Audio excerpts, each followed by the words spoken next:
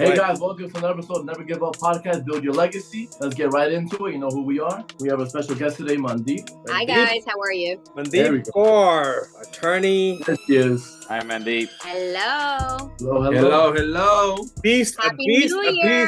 A beast is here today. We're gonna dig into Mandeep today and talk about she's thinking that we're gonna be speaking about what? Attorney? No, we're not. We're gonna be talking about some experiences that she had as never giving up, her struggles from the start, where she came from, exactly how she started into. From what I know about her was that she was in the restaurant business, then came into becoming one of the top attorneys in New York, and really just get her story down. And anybody that's out there listening to this as well, you know, hearing from a third party as a successful attorney right now in real estate. So Mandeep, tell us about yourself, and you could be in details, you could be where you started off from, how you came into becoming an attorney, and we're going to talk about how do you see yourself leaving a legacy for the future that's ahead of us. So go ahead, tell us about yourself. Wow, that's a short order you got for me over there.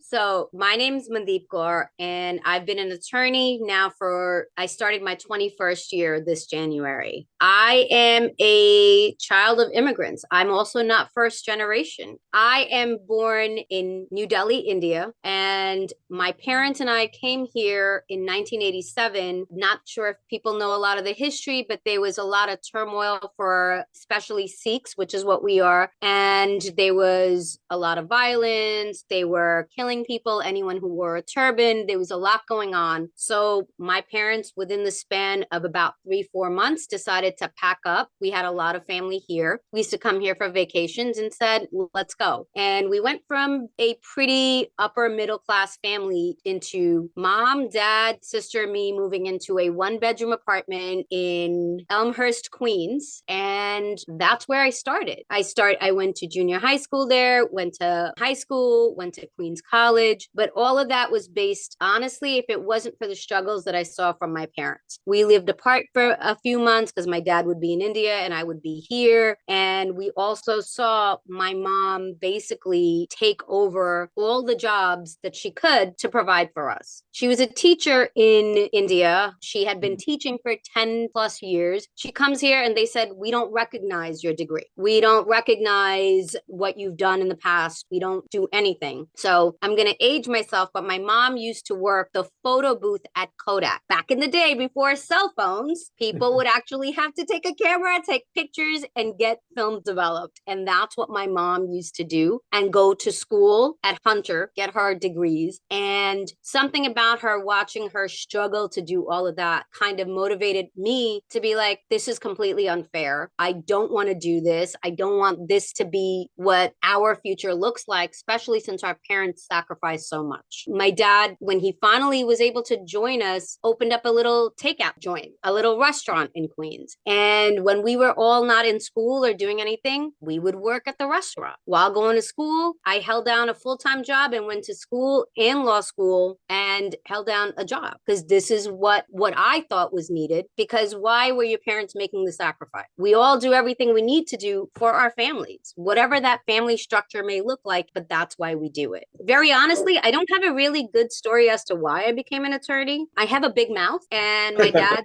said, and I guess seeing what my parents faced, there was discrimination. There was, you guys have accents, you have this, you have that. I just geared towards political science back in college. And then my dad said, whatever you do, don't become a lawyer. So essentially, to spite him, I studied, took the LSAT, got accepted into law school, and I said, tell me what I can't do, and I'm going to show you how to make it happen. Wow. So, and question there. Yeah. So how is that doing a full-time job, going to school, and going to law school? How you manage all that at the same time? Honestly, I didn't feel like I had a choice because if you see your parents struggle and you can't help them out, you can't kind of ease their thing, then what are you doing this for? I mean, it doesn't have to be your parents, but there has to be a source of motivation that makes you want to do these things. Because if you don't have an end goal, people always say, well, this is where I see my life in 5 years. This is what my master plan is. I learned a long time ago that we don't believe in master plans. I personally don't. Everybody can disagree. I just believe in what my little goals are. And if I've achieved it, then I can move on to something else. Because if I have a grand plan of what I want my life to be, the first time I hit a road bump, then I'm disappointed. Then my head's out of the game. So my whole thing was, all right, we got to make sure we have Christmas presents. We have to make sure that I leave no school debt. I paid off all my school debt, including law school, within the first 3 years of becoming a lawyer. That was it. I'm not doing it. It was just never going to happen. So you have to set a goal. What things mean to you. And I graduated in 2001. And that was the first time I decided to take a break. The stupidness was I decided to take a break and say, I'm not going to look for a job. There's going to be plenty of jobs available while we wait for the bar results. So you take the bar around July, August. You don't get results till November. What happens in September? 9/11. Nobody is hiring. The city is all shut down. I didn't even realize I had passed the bar because a lot of people that graded your exams back in the day, you had to physically read the essays and stuff, were in the Twin Towers. There's a lot of law firms that were there. So I didn't even know till mid-November whether I had passed the bar or not. So basically what that ended up doing for me was it genuinely threw me in a funk. I did not work from September till January 15th of 2002. I wouldn't get out of bed. I was like, this is crazy. What did I do all of this for? And honestly, it was my mom being like, are you going to feel sorry for yourself? What is wrong with you? Like, we're going to make this happen. You're still a lawyer. You don't have a job. Like, stop focusing on the big picture. You're an attorney. It's fine. And then somebody came up to me and said, we know this real estate attorney that is looking for another attorney to teach because things are now starting to pick up. Mind you, I went to law school for criminal defense. I didn't even know what a note, a mortgage, nothing, what a realtor did. I knew nothing. I went to law school because I wanted to defend the people that were down here. I worked with people of color. I did legal defense funds. I did all of that. I knew nothing about real estate, but I was like, screw it. Let's give this a shot. And honestly, I haven't left it since then. Wow. I haven't. And then at the age of 27, 28, and I'm not comparing it to what you guys make now, but as an attorney coming out of law school, end of my first year, I got a bonus check for $15,000.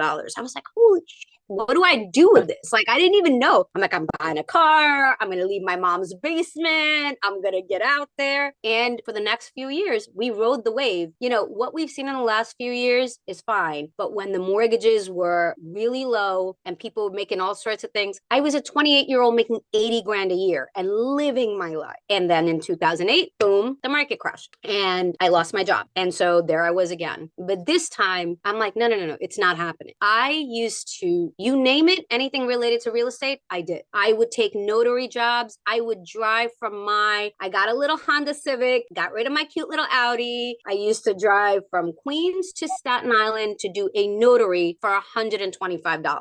And I would go back and forth. I learned New York pretty well driving around for next to pennies. And I just kept working. I literally was like, I got to make this happen. And by coincidence, a real estate broker friend of mine who also used to do titles more so said, you want to go to the Bronx? And I'm like, I'm a Queens girl. My old office was in Long Island. What am I going to do in the Bronx? He goes, nobody's touching it. And I'm like, what makes you think they're going to accept me? And he goes, what do you have to lose? You're making $0 at this point. And I crossed the bridge. I came over. And the first thing my dad said, and oh my God, you're moving to the Bronx. Do you know what the Bronx is like?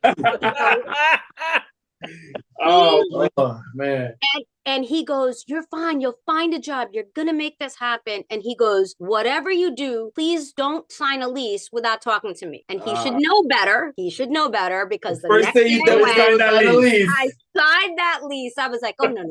That's it. That's exactly what I'm doing. And I haven't left since. I love it. I've literally only moved one block. My first office for 6 years was a block away. And now I've been here for 6.5 years. It's going to be 7 years in July. I haven't left this area. I'm here. I love it. So that's a little snippet of my life. I don't know what else I was supposed to say. No, that was perfect. That was really good. We were expecting you to just come out of it like, this is what's happening. And so, one of the things that I think I'll go back where where when you were probably down about, no jobs available, what was the transition at that moment that you were thinking about that had to happen in your mind? And then your mom said, hey, do you feel sorry for yourself? Obviously, it's one of my dad's quotes to like, I don't care if you have no money at all. Right. You got to pay me my rent, bro. What are you doing? Right. It was one of those things. But that also got you picked up. Like, what was the transition from thinking at that stage, right? Because it's about never giving up, right? From that struggle that you had and picking yourself back up, and even from moving from Queens to here, what was a mindset that you was going through? Like, hey, this has to happen. Or, some people just sit back and be like, you know what? This is what life is. I'm going to go ahead and crumble and get my 9 to 5, and I'm okay with what I'm at, whatever is coming as an income that's coming to me right now. What was a mindset that you had moving forward or breaking through the downturn that you had? Honestly, it always, for me, even now, I'm going to be 46 in a couple of months. It always turns around to be remembering the struggles that my parents had. Like, if that's always been my grounding factor. So every time I got lost, whether it was after 9/11 or whether it was after the market crashed, I remember saying, your parents literally packed up 2 suitcases, left every single thing behind, and you are sitting in the luxury of their house that they paid for. And, you're not paying rent, you're not doing anything. What exactly are you complaining about? Not having a job temporarily while holding a bachelor's degree and a master's degree sounds like pretty pathetic. But that was the psyche that I had to get out of. And honestly, my dad was like, hey, you want to come to the restaurant? You want to come help out? It's just seeing you had successful people who had to start from scratch, but they don't complain, and my whole thing was, I want to show my parents I can do this. And I have to, more importantly, show myself I can do this. Because if this has been what I want to do and I want to prove everybody wrong, it starts with me. I literally want to prove everybody wrong. I always do. So has that motivation changed right now? I mean, it probably does, right? You're successful and you're one of the top attorneys around in New York right now. I appreciate it. So, You're a beast. There you go. She's honestly, like, I appreciate it, but no. But seriously, where are you right now? Like, what's the mindset that has changed that, hey, I'm at this point, how has it changed moving forward? Because you have achieved those goals that you have set for your parents, for telling everybody else. So how do you get up every single day? Like, what are you thinking in your mindset of, okay, I got to do this. I got to be an inspiration. Is it just from your big why? Is it with your kids? Is it like, what is it now? It's my kid. I have a 4-year-old son. And honestly, I have no shame in saying it. I was 40 when I had him. I went through years of, I see nothing but men there, but for anybody listening, I went through years of miscarriages and IVFs and all of that. So to me, he's my why. I was motivated to have a kid. I'm going to have a kid. And I want him to learn what it means to have a strong woman and to have somebody that can make that thing happen. And I admire you for that, because you mentioned miscarriage, and sometimes even us men don't really take it into consideration. But my wife and I, we went through miscarriage, and it was painful, and just seeing how down she was, so I could just imagine the pain you was going through, and just that coming out, So question with that, how you maintain yourself so motivated and even keep pushing yourself so forward, even after all of that? Yeah. It sounds so cheesy, but I like what I do. I genuinely like what I do. I mean, I'm not going to say we like the day-to-day stuff, but the way I made my transition and peace with it, when I went to law school, the goal was to help underprivileged, people of color, defense stuff, right? So that they have a voice, they have an equal footing. And that's how I kind of see it. I have had offers to join other firms. I have had offers to come up to Westchester. I don't want to, because a lot of I'd like to, if somebody would pay me enough money, but literally I don't want to, only because I feel like I'm doing the same thing in a different sort of way. I'm helping. A lot of my clientele are still people of color. They are first-time home buyers. They are the ones that don't feel like, I feel like a lot of them don't get represented correctly. So to me, I like what I do. I love not that I love them crying, but I love the tears in the happy sense. I love that feeling accomplished, like I help them do something that to me motivates. Gotcha. Can you then tell us a moment that you was with a client and the client was going through a hard moment and you was able to keep them on track? Because I know we've been through it just a couple of weeks ago. with one of my clients that she was losing, and you was able to keep her focus and help her like stay the course for any other moments that you face yourself that the client was just like, oh, this is not for me, and he was able to reel that in and keep it together. Okay, I'm really sorry, guys, but the office just walked in with a little sticky saying emergency at my son's school. Can I just put you on pause and just pick up that phone call? If you don't mind, of course. Sorry. Absolutely. That's more important. And that's where what we call like a burnout, right? That was my next question that I had right now is that how do you get up every single day, right? And especially agents who are out of the business right now, is it just about a transaction? Is it just about getting the next deal? You know, it was funny. Yesterday I was talking to another agent and he was like, you know, those days when people were in front of the house and saying, just sold, just listed, did this, did that. I mean, that's going to go away so quickly that people are going to start realizing it takes more to sell a house. So I think the question really is what the big why behind you it's going to be, because once you start achieving those goals, it becomes more of a personal thing. Like, you know, what you just talked about, Rocky, that we were going through that client recently. And it was really just kind of one, going through the experience, and two, balance what emotion and logic is, right? She wasn't logically there. She was emotionally there. So for me, I think that, and I don't know how you guys feel about this, it becomes to a point like, yeah, you know, I want to hit those goals. I want to get those awards. But at a certain point, I think, you know, every day the grind is going to be how many people, how many families that you could help. And I think we did that in our business plan. How many families can you actually go out there and help, and making sure that they get the next dream, right? Because it is the biggest investment that any client's going to make, even with, I'm pretty sure with her too as well, where, you know, they're buying the biggest investment that they had. So, which is pretty cool. Everything's all right? My son started his very first taking a bus home today by himself in the school bus,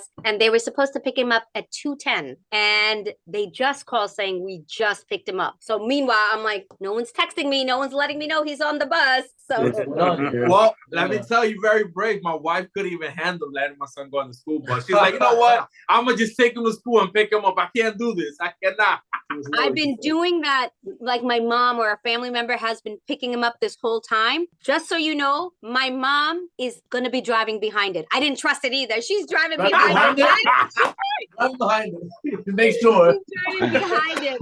So that's why I quickly told the school, okay, then I call my mom. I'm like, he's getting in the bus right now. You gotta go. Oh, in the car just there. I definitely understand that. My wife is like, he just got on. He's sitting by himself. I'm like, relax. She's like, no, I'm watching. I'm like, calm down. You're driving. But he doesn't know that my mom's behind him. That's the whole thing, because I need him. He's 4. It's a lot, but we're making it happen. Yeah, it's a big moment there when you detach yourself from him going to school and everything. Oh my God. He started pre-K in September. So it took me this long. We are now in January to put him on a bus. Okay. We've been juggling it. I still drop him every morning before I come to work. So let me ask you, how do you handle with burnouts, and how do you measure your success right now? Burnouts are big. Honestly, I need a vacation. I'll be very honest. I have not taken a vacation now since the market started going back up. The only thing I will say is I have now decided I don't check emails on the weekends, and I will not check them at night. After 6 o'clock,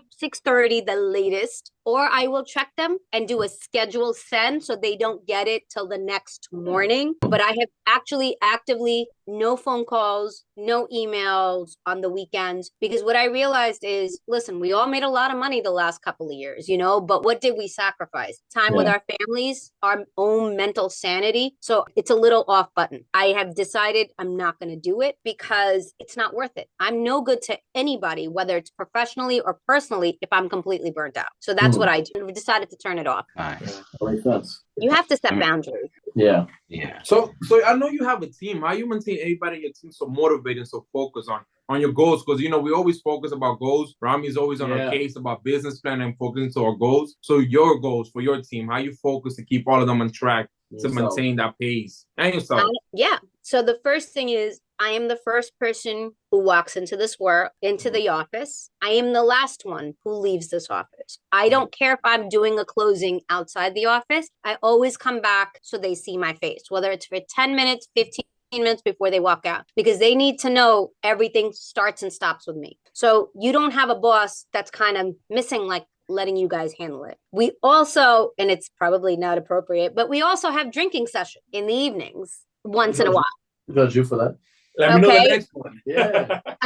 At least I try to do it at least once a week with them. You don't have to drink, but it's more so we're not checking our emails. We either sit in the conference room, I'll grab food, or, we'll order in, and then, the drinks are there. But it's more so, hey, what can I do better? What are you missing? What's happening? One of my paralegals, Serena, has been here for 3 years. When she came to me, she said, at some point, I want to go to law school. Great, no problem. I got on top of her last summer and said, what are we doing? And she was like, we need to pay off debts. So we set up an actual financial plan for her. How do you pay off debts? And believe it or not, at the end of this month, she'll be done paying off her debt.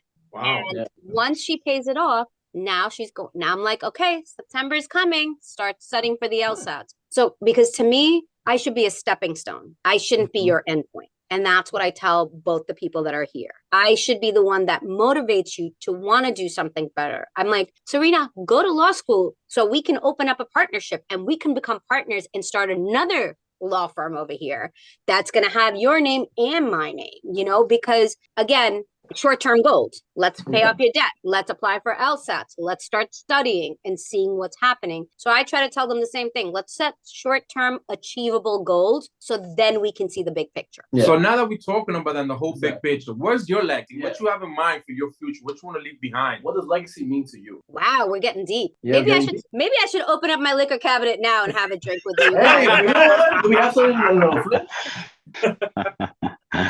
I'll be very honest. I haven't thought about my legacy because I don't know if this is my be all end all. Yeah. I actually think maybe another 10 years or so, I may stop doing this and figure out what else I want to do. I don't, that's my whole thing. I don't think this is all I'm meant to do. I don't know what the next chapter is, but my goal in the next 5 to 10 years is to figure out what the next chapter of my life is going to be. So I don't have a legacy planned yet. But even through the work that you're doing, I mean, obviously you're in a different chapter right now where you're talking about partnership and building that up. Is that almost combining to your legacy and you're like, this is my legacy that I can leave? Or is it just something that you don't know actually at all? And that's one of the questions that we have for most of our guests that we speak to. And believe it or not, they're like, I don't know. And that's what we want to kind of raise that question. What is that legacy? Because sometimes when we are sitting back and, I'll talk to agents out there when they're working for another broker, or I'll talk to, even one time my brother too as well, but now, he has a partnership, and I'll talk to even my sisters who got a store right now, she's building something. I'm like, what is the legacy that you guys are building right now? Because at the end of the day, you're just working for somebody else to get them rich. So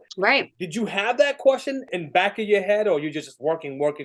I don't think I can ever work for someone else again. I will tell you that's not going to happen. Honestly, I've never really thought about it. I think when I think of legacy, it's if I die tomorrow, but if I die tomorrow, what are people going to say about? And it's not going to be work related. And I'm more motivated to, what do I leave behind? Like, even when we were talking about my staff I want my legacy. I want it to be Serena becomes a lawyer. That's part of my legacy because I'm pushing her to see her potential. So I'm okay with my legacy being in other people, through other people. Yeah, like you just said, a stepping stone to help other people. Foundation, Right. So, and that's the legacy I want to leave behind, that I made a difference in this world, however small, however big it may be. And that's what I want to leave behind. So if we could go 2 decades back and you will see your young yourself, what would you tell yourself? Or is one advice you'd be like, listen, this is the key to make it where we are now? To trust myself more. Even 20 years in, I find myself saying, it's funny that you said, oh, you're a successful lawyer. And I'm not trying to sound like, oh, she's trying to make it. I genuinely don't see that in myself. And I mean, till you put yourself across the desk of another stupid attorney and then you realize, oh my God, I really do know some stuff. But that being said, the self-doubt that I had 20 years ago, that is what I would say, trust your gut. It's going to be okay. The problem was I was questioning every little thing. I was introduced to so many realtors when I first got here, and I just shied away from it. I shied away from networking stuff. I shied away from all of that because I was like, but I'm no good. I just started. Like, I was part of a firm. I'm on my own. Like, I doubted myself so much that I think it kind of hindered me because I could have had more friendships, more relationships. And I'm not just talking business sense, but just making yourself known and trusting your gut. I would call attorneys all the time and say, did I do this right? I did this probably for the first year or so that I was on my own. And they'd be like, it's perfectly fine. What is wrong with you? Because I knew I was doing it right, but I just didn't trust myself. So I would tell the 20 25-year-old me, you got this. It's okay. And to remember the girl who was told, don't go to law school, don't create trouble. And I did all of that and I'm still okay. Yeah, amazing. So we're wrapping this up right now because we want to keep it short. So I have a particular last question if you guys don't. Well, I had a question too. Let's go. I have one question too. I have one more before you go into that one. What's one question that you always wish they asked you? Yeah, and you know you asked that. My question, buddy. Go ahead. Do it. Who asked you? Who do you want? Because it depends on the person who's asking. All right, let's say like this, for example. Let's say first your parents. What question you always want your parents to ask you, or maybe just one of your closest friends? Oh my God, my parents? Please, I'm Indian. They ask us everything. So that doesn't even count. They ask us way too much is what I would say. I would say the one thing, my friends, I actually have a great group of friends, but I would say the only thing is, I don't think Indian parents actually ever say, are you happy? I mean, this is not, I have a very different relationship with my parents now, but growing up, you could say, are you actually happy? Or are you just going along with what you think, that should be? And I think we don't stop to ask ourselves, is what I'm doing actually making me happy? Or am I doing it for the hustle? Like I've seen a lot of people, just what we do. I see a lot of people come into the game. Their only motivation is making money, which is great, but that shouldn't be your first thing, because what's going to happen is you're not going to do your job right because you actually don't enjoy what you do. You're just doing it for the paycheck at the end of it. I mean, I see emails from clients cursing out their realtors and telling me about it. And I'm like, this person just got in the game 30 seconds ago. They have no idea what they're doing. So I would say, I wish my parents had said, are you happy in, what I'm doing, rather than saying, don't do it. Had they maybe asked me, are you happy? Like, do you really want to go to law school? Do you really want to do this? Maybe I wouldn't be here. So are you happy? Yeah, are you happy? I have my son. I'm very happy.